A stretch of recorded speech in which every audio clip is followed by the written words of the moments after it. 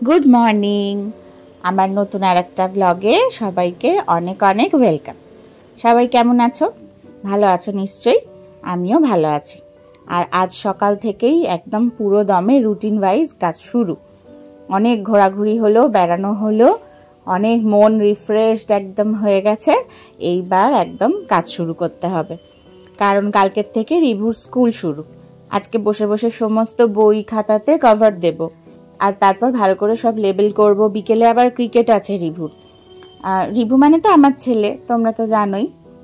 Review cricket শেখে, তো বিকেলবেলা আবার সেখানে নিয়ে যেতে হবে। বিকেল নয়, দুপুরবেলা ওই 2:30-3টে নাগাদ যাই আর কি ওকে নিয়ে। তো সেই জন্য তাড়াতাড়ি করে ঝটপট কাজগুলো সারছি সকাল থেকে বসে। এখন রিভুকে ড্রয়িং টিচার এসছে ড্রয়িং করাতে, তো ওই জন্য রিভু যেহেতু ড্রয়িং করছে ওইদিকে, আমি তাই জন্য এই ঘরে বসে এই কাজগুলো সেরে নিচ্ছি। এরপর গিয়ে ঝটপট রান্না করব। আজকে শুধু মাছের একটা তরকারি করব, আর কালকের একটুখানি ডাল আছে, আলুর চিপস আছে তো বাড়িতে, মানে কেনা আলুর চিপস আছে, তো ওই ডাল, আলুর চিপস আর মাছের তরকারিটা দিয়ে হয়ে যাবে। তো সেই জন্য ভাতটা সকালবেলাই করে নিয়েছি, শুধু একটু পরে মাছটা করলেই হয়ে যাবে। তো দেখো, একা একা না এই সমস্ত কাজ করতে ভালো লাগে না। কেউ একজন সঙ্গে থাকলে একটু সেলোটেপটা কেটে দেয়, তাহলে ঝটপট লাগানো হয়ে যায়, সুবিধা হয়। এরকম একা একা সেলোটেপ কেটে কেটে আবার একা একা এরকম করে বইতে কভার দিতে না একদম ভালো লাগে না। তাড়াহুড়োর সময় তো তখন আরোই ভালো লাগে না, কিন্তু কি করব, এই কাজগুলো তো বাবাদের করবার কাজও নয়। মানে অনেক বাবারাই করে, কিন্তু আমার হাজব্যান্ড তো বাড়ি ফিরতে ফিরতে অনেকটা রাত হয়ে যায়, মানে প্রায় 9টা বেজে যায়। তখন এসে এই সমস্ত কাজ ভালোও লাগে না, সারাদিন বেচারা কাজ করে বাইরে।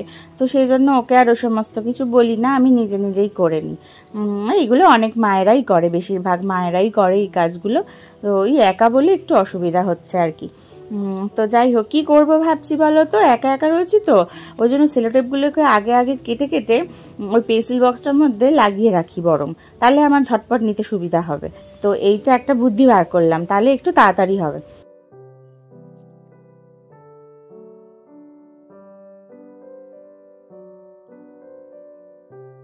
দেখো এইভাবে ভাবে সেলোটেপগুলোকে রেখে দিচ্ছি কেটে কেটে, তারপর এখান থেকে ঝটপট করে নিয়ে নিয়ে বইগুলো কভার করে ফেলবো। আচ্ছা, তোমাদের একটা কথা বলছি, তোমাদের যদি আমার ভিডিও ভালো না লাগে, তাহলে আমার ভিডিওতে কি ইমপ্রুভ করতে হবে সেটা যদি আমাকে কমেন্টে বলো একটু, তাহলে আমার খুব উপকার হয়। আসলে আমি তো তোমাদেরকে বলেছি যে আমি ভিডিওটা বানাচ্ছি শুধুমাত্র আমি নিজের পায়ে একটু দাঁড়াতে চাই, নিজের স্বাবলম্বী হতে চাই, সেই জন্য। তো তোমরা যদি আমাকে আমার ভুলটা ঠিক করিয়ে না দাও, তাহলে তো আমার ভুলটা ভুলই থাকবে, আর আমার চ্যানেলটা একটুও গ্রোও করবে না। তো সেই জন্য তোমাদের কাছে রিকোয়েস্ট করছি যে তোমরা আমাকে প্লিজ একটু কমেন্ট করো, যদি ভালো লাগে সেটাও জানিও, যদি খারাপ লাগে সেটাও জানিও। তো দেখো, রান্নাঘরে এসে গেছি। এখানে চিংড়ি মাছ ছিল কিছুটা, তো সেই চিংড়ি মাছটা দিয়ে আর ফুলকপি দিয়ে আলু দিয়ে আজকে তরকারি করব। চিংড়ি মাছগুলো ফার্স্টে ভেজে নেব, তো খুব একটা ভাজবো না, চিংড়ি মাছ খুব একটা ভাজলে না, বেশি করে ভাজলে মানে টেস্টটা নষ্ট হয়ে যায়, ওই জন্য চিংড়ি মাছটা অল্প করেই ভাজবো। তো চিংড়ি মাছটা ভেজে নিয়ে তুলে রাখছি। এবার ফুলকপিটাকে কেটে নিয়েছিলাম, ফুলকপিটাকে ভালো করে ভেজে নেবো, একটু নুন হলুদ দিয়ে। অবশ্যই চিংড়ি মাছেও নুন হলুদ মাখানো ছিল, আর ফুলকপিটাতেও একটুখানি নুন হলুদ দিয়ে ভালো করে ভেজে তুলে রাখবো।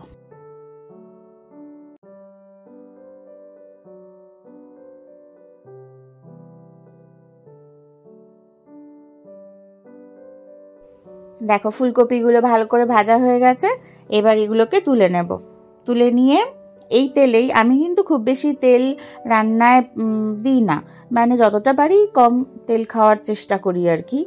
তো তো অল্প তেল, যে তেলটুকু রয়েছে এই তেলে আমার রান্না হয়ে যাবে। এই তেলটাতে এবার আমি ফোড়ন দেব।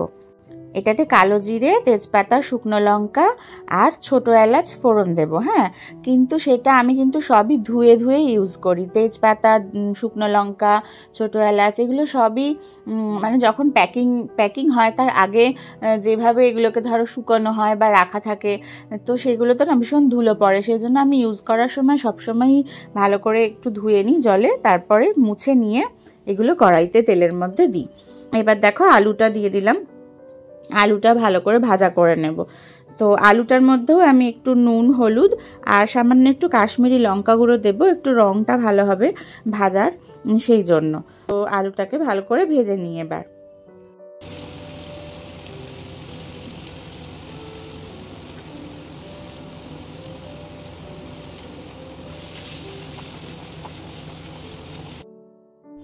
আলুটা কিন্তু আমার একদম ভালো করে ভাজা হয়ে গেছে। এবার আমি একটু কাঁচা লঙ্কা বাটা আর একটু আদা বাটা দেব। আমি বেশিরভাগ তরকারিতে কাঁচা লঙ্কাটাই খাই, লঙ্কা গুঁড়ো আমি একদমই খাই না। কিন্তু আজকে না কাঁচা লঙ্কা বাটা আমার একটু কম ছিল, তো সেই জন্য আজকে একটু লঙ্কা গুঁড়ো দিতে হবে আমাকে।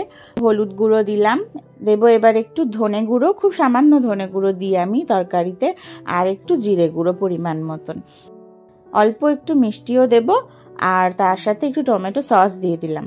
নুন মোটামুটি দেওয়াই আছে, নুনটা পরে টেস্ট করে নিয়ে দেখে আবার দেব, নাহলে আবার বেশি হয়ে যাবে। তো ভালো করে কষিয়ে নিচ্ছি। এবার কষানো মোটামুটি হয়ে গেছে, এবার জল ঢেলে দেব। আমার তাড়াহুড়োর সময় আর গরম জল এই সমস্ত করা হয় না তরকারির জন্য, সেই জন্য আমি ঠান্ডা জলই ঢেলে দিলাম। ও তরকারি ফুটে যাবে, মানে প্রচুর কাজ থাকে সংসারে, এই রান্না বসিয়ে দিয়ে বাকি কাজগুলোকেও সারতে হয়, তাই জন্য এত সময় ধরে রান্না পরিপাটি করে করার মতন একদম টাইম হয় না। তো সেই জন্য দেখো আমি মোটামুটি যেমন পারি তেমন করেই করি আর কি, চেষ্টা করি যতটা তাড়াহুড়োর মধ্যে করা যায়। তো তরকারিটা মোটামুটি সব কষা হয়ে গেছে, জল ঢেলে দিয়েছি। এবার থালাটার মধ্যে তো একটু তেল তেল লেগেছে, চিংড়ি মাছ, কপি এগুলো রেখেছিলাম ভেজে, ওই জন্য ভালো করে একটু জল ধোয়া করে নিয়ে ওই জলটা এর মধ্যে দিয়ে দিলাম।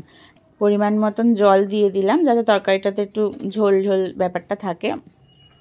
তো এবার আমি এটাকে ভালো করে ঢাকা দিয়ে দেবো, তরকারিটা ফুটুক। এরপর নামানোর আগে তরকারিটাতে একটু ঘি আর গরম মশলা দিয়ে নেব। দেখো তরকারিটা কিন্তু ফুটে গেছে, আলু ঠালুগুলো একদম সিদ্ধ হয়ে গেছে, তাই একটু ঘি দিয়ে দিলাম, আর দিয়ে দেবো এবার একটু গরম মশলা।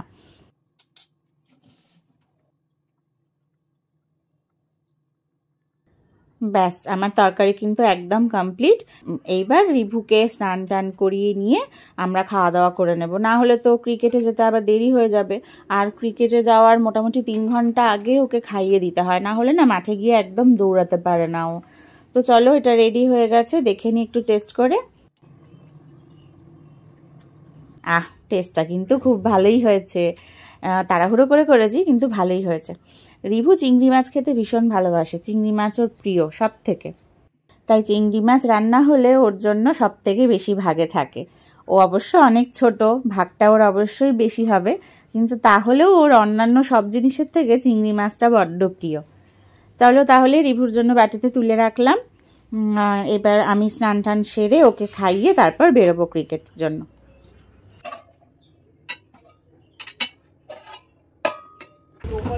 রিভুকে নিয়ে যাচ্ছি হচ্ছে মাঠে, রিভু ক্রিকেট খেলবে দুপুরবেলা রোদের মধ্যে, খেলে উঠে বেরিয়েছি।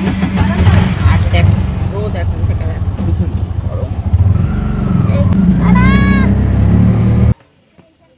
সবে 6 মাস হলো রিভু খেলা শিখছে, টুকটাক শিখেছে আর কি, খুব একটা যে ভালো করে শিখেছে তা না। তো যাই হোক, এখনও তো প্রচুর প্র্যাকটিস প্রয়োজন, এইটুকু শিখেই তো হবে না, প্রচুর প্র্যাকটিস প্রয়োজন। এই মাঠটা খুব ভালো, আর এখানকার ট্রেনাররাও খুব ভালো।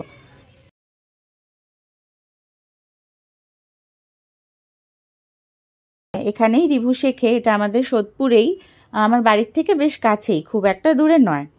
তো দেখো এখানে মোটামুটি খেলা হয়ে গেছে, সন্ধেও হয়ে এসছে। তো চলো এবারে তাহলে বাড়ি যাই, বাড়ি গিয়ে তো আবার কাজ আছে, চলো যাই।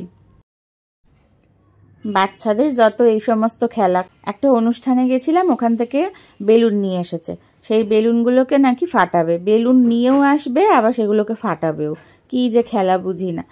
ঠিক আছে চলো তাহলে আজকের ব্লগটা এখানেই শেষ করছি, আর তোমাদের কেমন লাগলো ভিডিওটা জানিও, আর আমাকে প্লিজ একটু সাহায্য করো যাতে আমি চ্যানেলটাকে একটু গ্রো করাতে পারি। আর তোমরা সবাই খুব ভালো থেকো, আর আমার ব্লগ দেখতে থেকো, আর যদি ভালো লাগে তাহলে অবশ্যই লাইক কমেন্ট করো, আর চ্যানেলটাকে সাবস্ক্রাইব করো। কি করবে এগুলো নিয়ে? মজা? এগুলোর সাথে আবার কি ফাইট? একটা ফাটাবো, এগুলো বিছানার মধ্যে এরকম করবি না, রাখবি না, নোংরা এগুলো। আরে ফাটে না একটা, না ওরকম ভাবে মোটেই ফাটে না বোকা। এইটাকে আমি ফাটাতে চাই না, না ওটার মধ্যে ধুলো আছে, ধুলো ওটার মধ্যে ধুলো না বলছি বুবলু দেখি আমাকে হাতে দে তুই দেখি